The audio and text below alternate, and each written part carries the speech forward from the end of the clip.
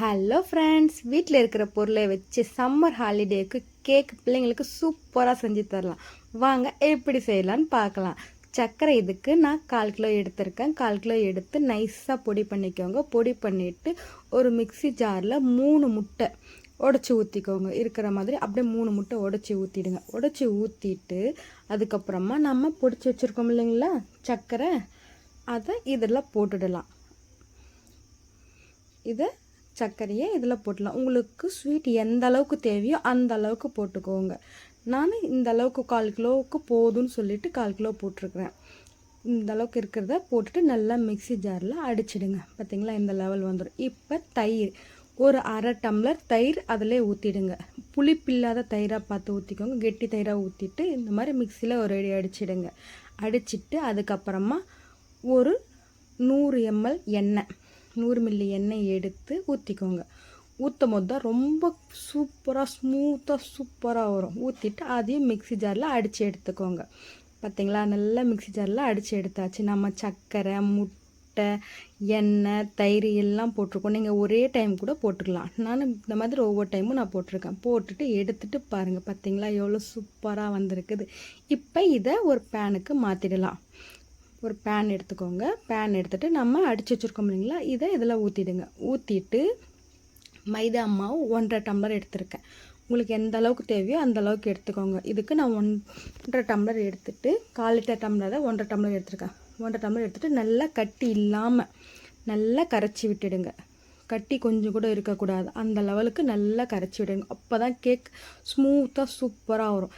இது எந்த அளவுக்கு வரணும்னா நம்ம ரிப்பன் இருக்கு இல்லைங்களா, அந்த பதத்துக்கு வரணும். இந்த மாதிரி நல்லா கட்டி இல்லாமல் சுற்றி இருக்கிறது எல்லாமே போட்டு நல்லா அடித்து எடுத்துடுங்க. பார்த்திங்களா, ஓரளவுக்கு நல்லா வந்துடுச்சு. உங்களுக்கு கொஞ்சம் தண்ணி மாதிரி இருக்குதுன்னா இன்னும் கொஞ்சம் மைதா மாவு கூட போட்டுக்கோங்க. இந்த பார்த்திங்களா சூப்பராக வந்துடுச்சு.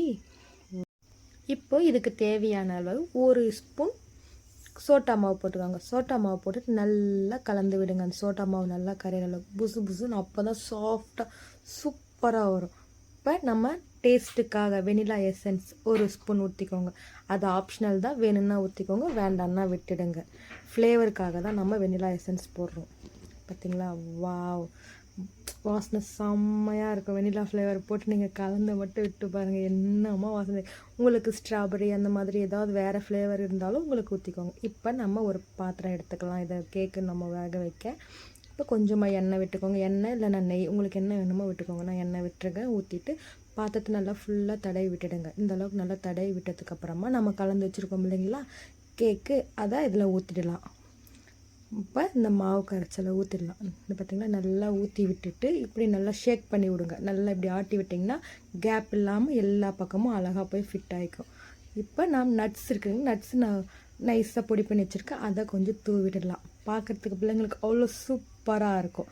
நான் இப்போ இட்லி குக்கரில் தான் வேக வைக்க போகிறேன். உங்கள்கிட்ட நீங்கள் இட்லி பாத்திரம் இல்லைன்னா குக்கரில் கூட நீங்கள் வேகலாம். நான் இட்லி பாத்திரத்தில் இந்த மாதிரி கவுத்து வச்சு வேக வைக்க போகிறேன். நீங்கள் இந்த மாதிரி செய்கிறத விட இதை நம்ம திருப்பி வச்சுட்டு கீழே ஒரு வளையம் வச்சுட்டு திருப்பி வச்சுட்டே செய்யலாம். நான் இந்த மாதிரி செஞ்சது என்னாச்சு, கீழே கொஞ்சம் சாஞ்சிடுச்சு. நான் அதை கவனிக்கவே இல்லை. இப்போ வைக்கும் போது கரெக்டாக இருந்துச்சு. கொதிக்க கொதிக்க என்ன பண்ணிடுச்சு, சாஞ்சிடுச்சு. சாஞ்சி கேக் நல்லா வெந்துடுச்சு அந்தளவுக்கு. இப்போ நம்ம மூடி வச்சிடலாம். மூடி வச்சுட்டு ஒரு 30 நிமிஷம், அரை மணி நேரம் கழித்து எடுத்து பாருங்கள். பார்த்திங்களா, நான் சொன்னல சாஞ்சிடுச்சு கொஞ்சம் கேக். அதுக்கப்புறமா எடுத்து விட்டால் சூப்பராக வந்துடுச்சு. ரொம்ப சாஃப்டாக, வா, வேறு லெவல் கேக்கு. டேஸ்ட்டும் செம்மையாக இருந்துச்சு. ஒரு டூத்பிக் எடுத்து குத்தி பாருங்கள்.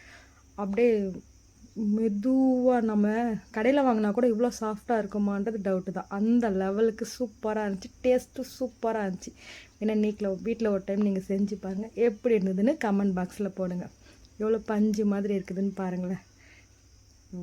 இந்த மாதிரி கேக் செஞ்சுட்டு எப்படி இருந்தது கமெண்ட் பாக்ஸில் போடுங்க. ஃபுட் வேர்ல்டுக்கு சப்ஸ்கிரைப் பண்ணுங்கள். பாய்.